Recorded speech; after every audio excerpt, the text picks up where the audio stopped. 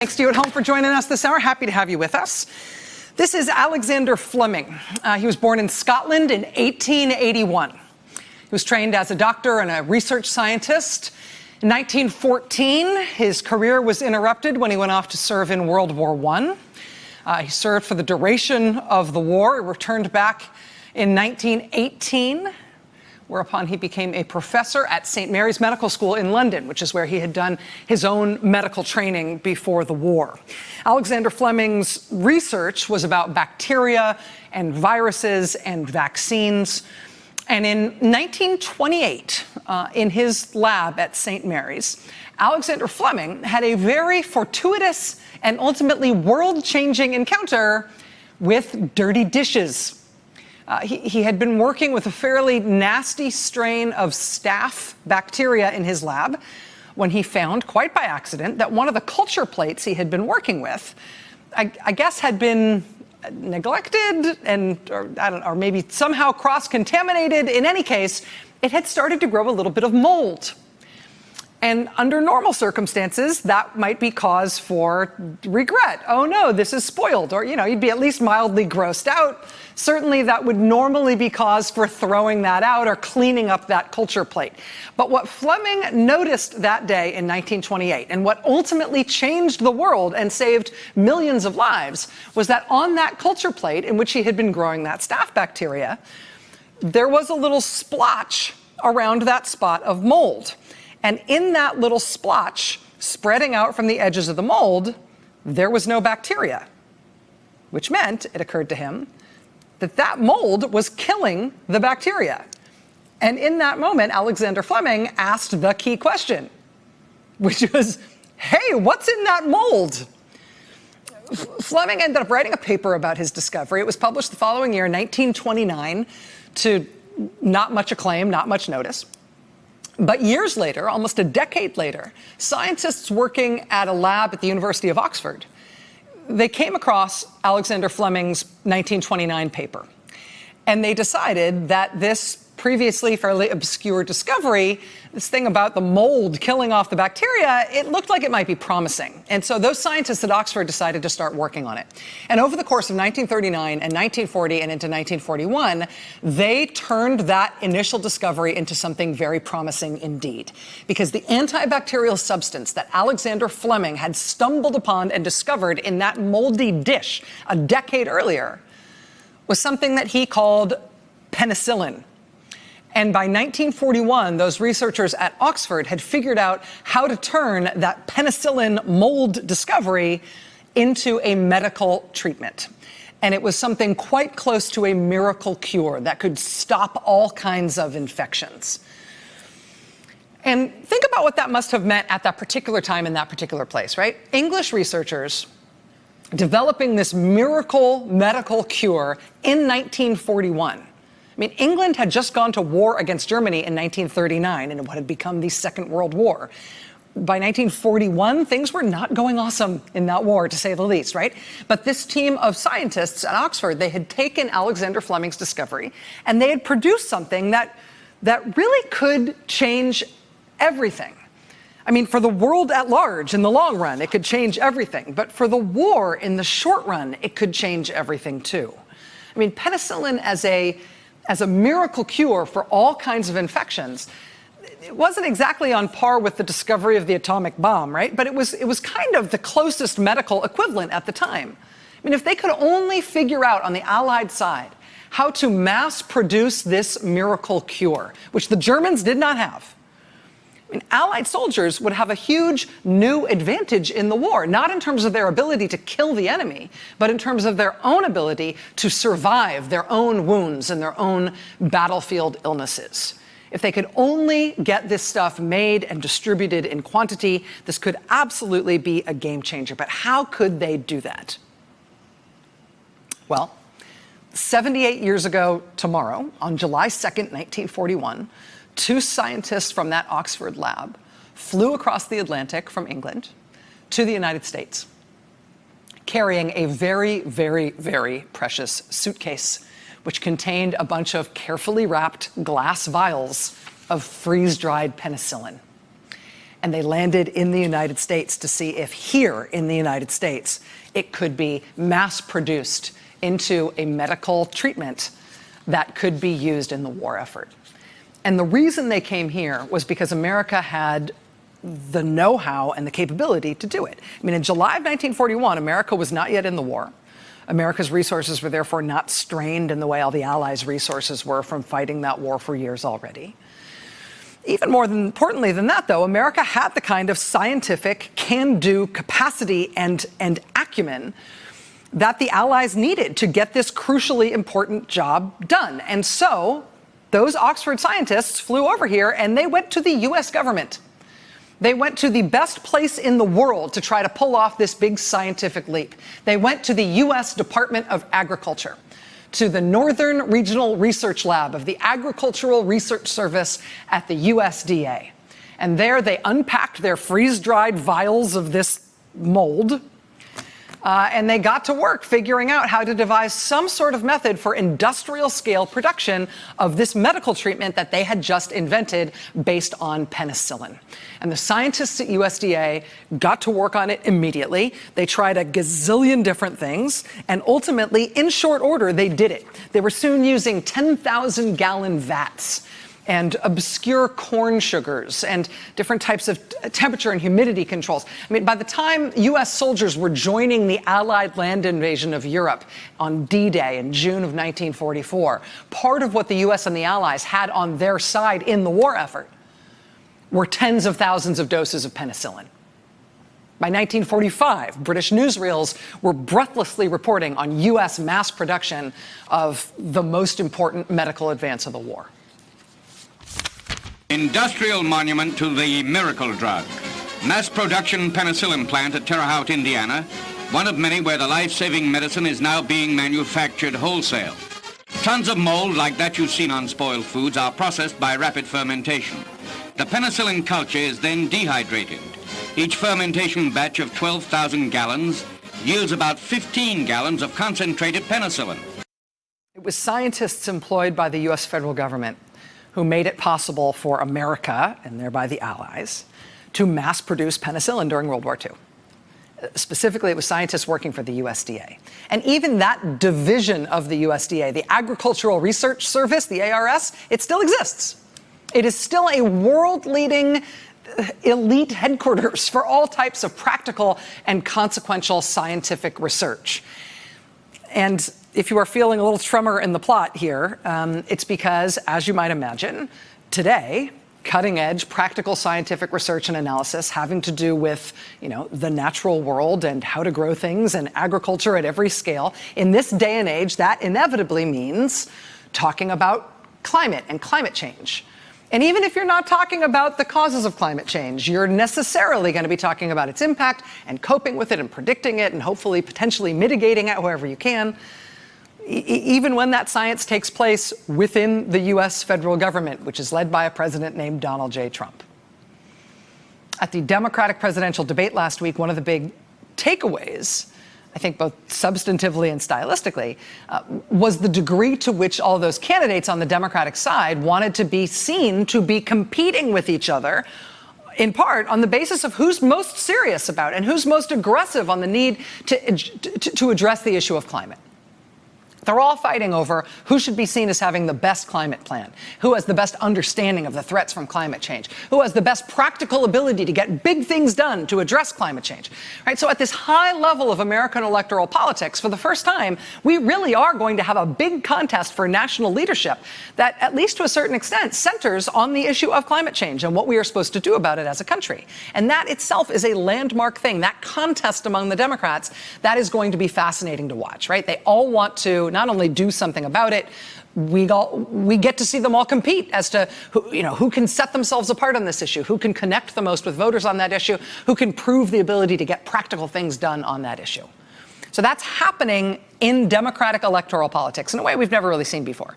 But meanwhile, simultaneously, within the federal government right now, led by Donald Trump, there is already super high-level practical research and analysis happening at a world-class level on how to predict and cope with and hopefully ameliorate effects of climate change. That is happening. Scientists at places like USDA are leading the world in that kind of research. And that is happening despite the best efforts of the Trump administration to shut all of that down.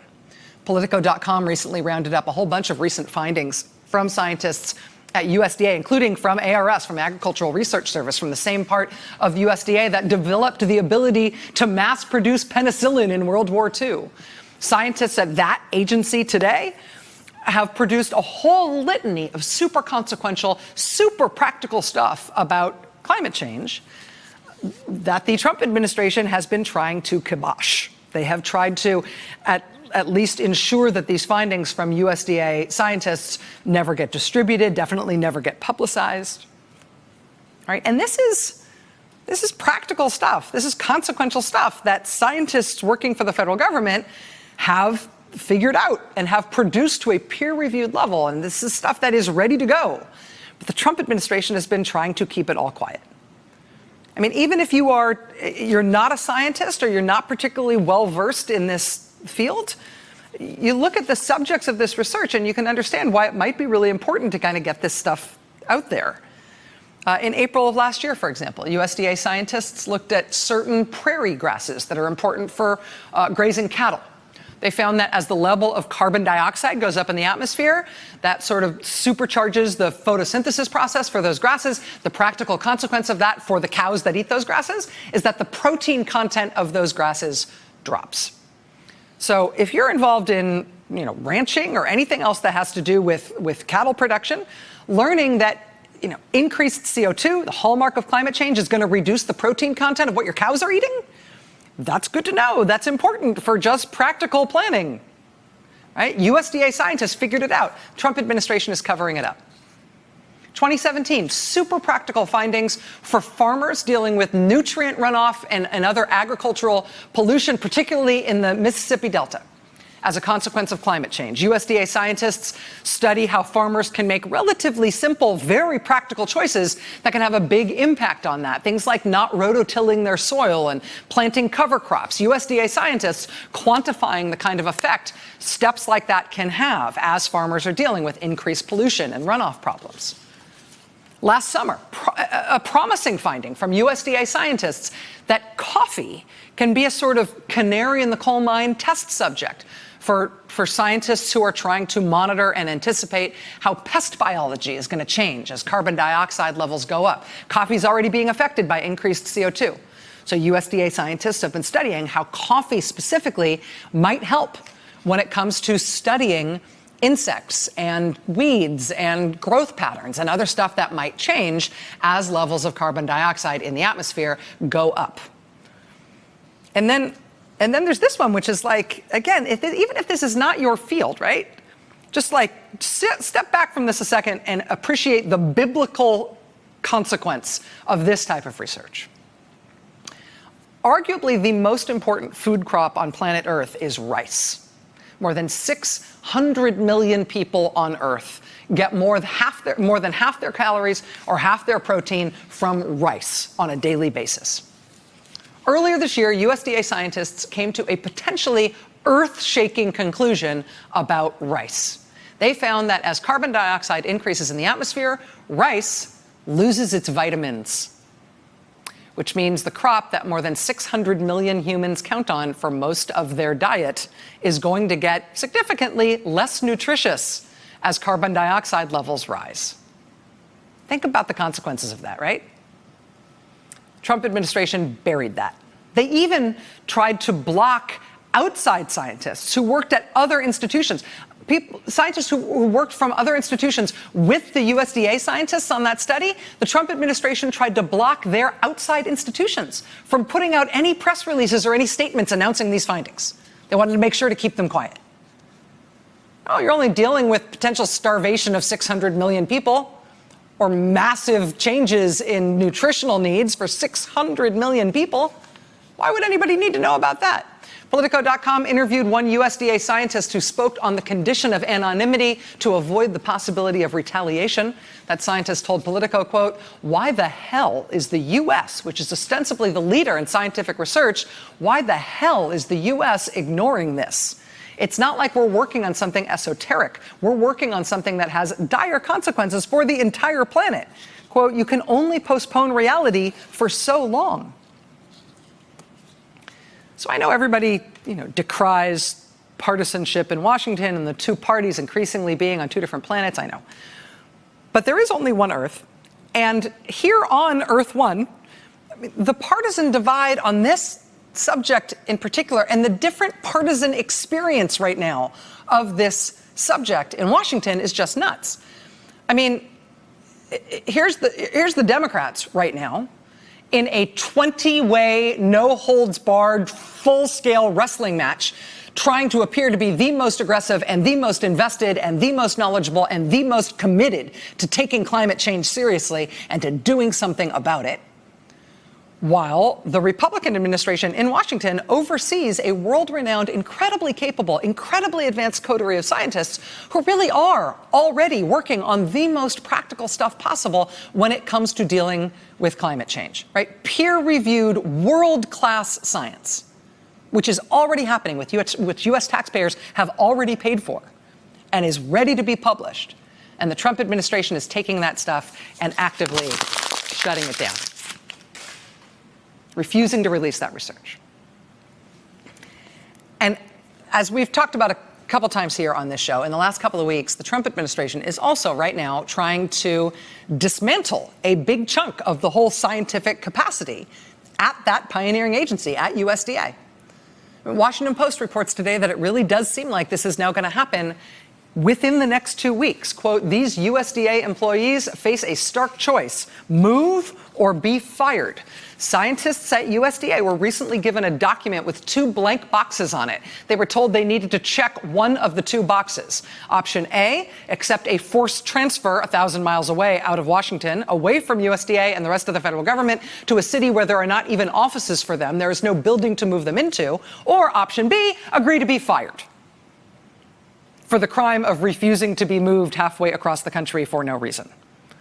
I mean, these are scientists who do, analyses of global commodity production and the economic impact of various trade and agriculture policies. I mean, these are specifically the scientists who look at the effects of climate change on agriculture.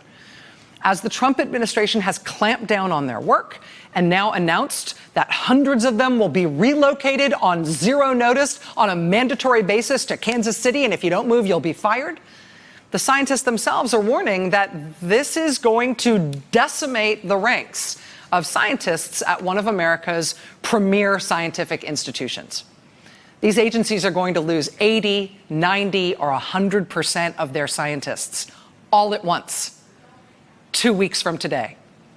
Quote, in the Resource and Rural Economics Division, more than 90% of the employees who study climate change, conservation, and the environment, as well as the state of the rural economy, may leave. And the Food Economics Division, which studies nutrition programs, food safety, and pricing, the attrition rate could reach as high as 89%. We're going to lose 80, 89, 90, 100% of the scientists at this part of the U.S. government? These scientists were told for the first time on June 13th that they were going to need to move their families immediately or quit. And they were given 1 month to make the decision. They were told they needed to tell the agency which it's going to be: move 1,000 miles on no notice with your family immediately or be fired. And they were given 1 month to make the decision. Their decision is due at 11:59 p.m. Eastern Time on Monday, July 15th, 2 weeks from today. And again, there is no building, there is no office to move these people into in Kansas City. The Agricultural and Applied Economics Association did the math and thinks that this move will come at a cost to U.S. taxpayers of $80 to $180 million. Oh, for that low, low price, we can fire all the scientists in this part of the government. Congratulations. What else can we get you for that kind of money? I mean, as I mentioned, we've been covering this since the scientists have been sounding the alarm. Since the scientists were told all of a sudden, out of nowhere, no public comment, no negotiation, no chance to even go see the site. They need to uproot their families and move or get fired. And we've been covering this over the past few weeks. I think there was some expectation from everybody who we talked about it that the Trump administration was going for it. They were trying this gambit, basically using this forced relocation thing as a way to try to empty out this part of the scientific capacity of the U.S. government. There was some expectation as we talked to people about this story for our coverage that the Trump administration would be blocked from going ahead with this. But I am here to tell you that it now looks like time is running out, and it looks like they are going to do it unless something changes in very short order. Now, the scientists themselves are doing everything they can and then some. They themselves voted recently to form a union. Only by forming a union and making a formal demand as a newly unionized workforce did they even get an agreement from USDA to talk for the first time about this move, to start negotiating about it for the first time. The agency has now told the scientists that they're happy to start those negotiations, they're happy to start those discussions with them on July 16th, which is the day after all the scientists will be fired if they don't move. The day after, that's when they're willing to start talking about it. The other path here is that Democrats in Congress have also been trying to block what the Trump administration is doing here. But as the Washington Post reports today, you see in the headline there, quote, Democrats are running out of options to stop Trump from doing this.